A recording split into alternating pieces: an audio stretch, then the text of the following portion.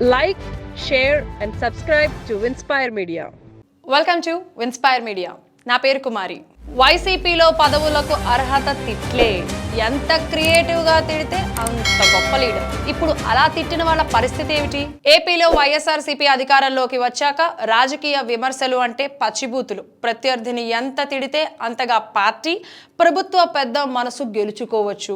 ఈ లాజిక్ను కనిపెట్టిన తరువాత పదవుల రేసులో చాలా మంది ముందుకు వచ్చారు.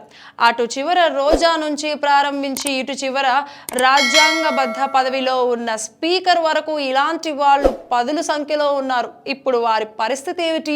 వారిలో ఒక్కరు కూడా బయటపడతారని, మళ్ళీ అసెంబ్లీకి వస్తారని అనుకోవడం లేదు. అందరూ ఎదురీదుతున్నట్లుగా రిపోర్టులు వెలుగులోకి వస్తున్నాయి. రేపంటూ ఒక రోజు ఉంటుంది అని గుర్తించుకోకుండా బూతులు అందుకున్న నేతలు ఇప్పుడు ఉక్కపోత ఎదుర్కొంటున్నారు. వారి కష్టాలను తెలుసుకునే ముందు విన్స్పైర్ మీడియాను లైక్ చేయండి, సబ్స్క్రైబ్ చేయండి, షేర్ చేయండి. పదవులు పొందిన వారంతా నోటి పారుదలలో నిష్ఠాతులు. జోగి రమేష్, సిదిరి అప్పలరాజుకు పదవులు వచ్చింది అందుకే.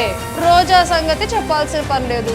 వైసీపీలో చాలా మందికి మంత్రి పదవులు ఉంటాయి, కానీ నోటి పారుదల మంత్రి పదవి మాత్రం ఎవరికి వారు సృష్టించేసుకున్నారు. అలాంటి వారి ప్రోగ్రెస్ రిపోర్టు ఎప్పటికప్పుడు పార్టీ అధినేత దగ్గరకు వెళ్తుంది. జోగి రమేష్కు పదవి ఎందుకు వచ్చింది? చంద్రబాబు ఇంటి మీద దాడికి వెళ్ళడమే కాదు, అమ్మ నా బూతులు తిట్టడం కూడా. సాక్షాత్తు అసెంబ్లీలోనే రఘురాముని బండబూతులు తిట్టారు. అది జగన్ను మెప్పించింది. పదవి వచ్చి పడింది. తొలిసారి గెలిచిన సిదిరి అప్పలరాజుకు పదవి ఎలా వచ్చింది? జగన్ మెచ్చేలా ప్రతిపక్ష నేతల్ని, న్యాయమూర్తుల్ని దూషించడం ద్వారా. ఇక రోజాకు సామాజిక సమీకరణాలు అనుకూలించకపోయినా జగన్ పదవి ఇచ్చింది ఆమె నోటికి భయపడో లేదా మెచ్చి. బూతులు తిట్టడంలో కొంతమంది ఛాంపియన్లు, ఎదురీదుతున్న నోటి పారుదల నిపుణులు. వారిని గెలిపిస్తే వారి బూతులకు ప్రజామోదం ఉన్నట్లేనా? కారుమూరి నాగేశ్వరరావు, గుడివాడ అమర్నాథ్, తమ్మినేని సీతారాం, కొడాలి నాని, పేర్ని నాని, అనిల్ కుమార్ వంటి వారి గురించి చెప్పాల్సిన పని లేదు. ఈ జాబితా చాలా పెద్దదే, కానీ వీళ్ళు ఛాంపియన్లు అనుకోవచ్చు. కొత్త విజేతలకు ఛాన్స్ ఇవ్వడానికి పాత ఛాంపియన్లను తప్పించి ఉండవచ్చు, కానీ వీరికి ప్రాధాన్యం తగ్గలేదు. సీట్లు కూడా ఆపలేదు, కానీ వీరంతా ఇప్పుడు ఎదురీదుతున్నారు. నగరిలో రోజా ఎప్పుడో చేతులెత్తేశారు.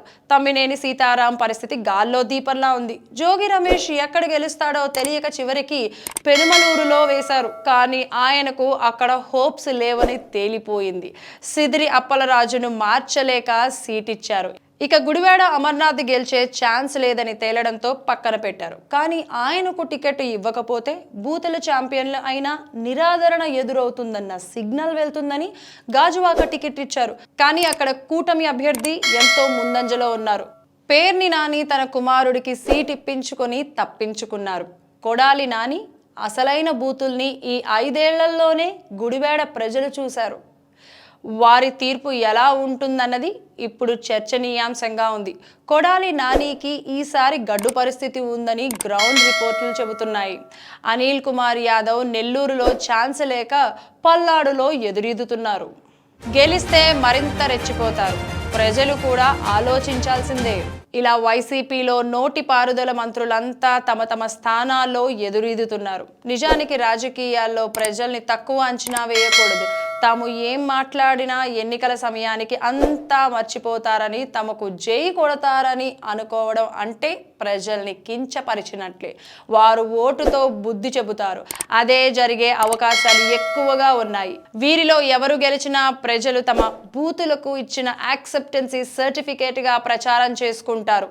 ఇది రాజకీయాల్ని మరింతగా దిగజారుస్తుంది.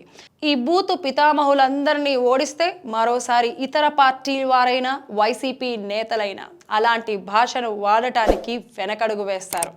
అలాంటి మార్పును తీసుకురావాల్సింది ప్రజలే. రాజకీయాల్లో బూతులు తిట్టే వారికి పోలింగ్ బూతుల్లో సమాధానం చెప్పాలన్న డిమాండ్పై మీరేమంటారు? మీ అభిప్రాయాన్ని కమెంట్స్ రూపంలో చెప్పండి. Thanks for watching Winspire media. Like, share and subscribe to Winspire Media.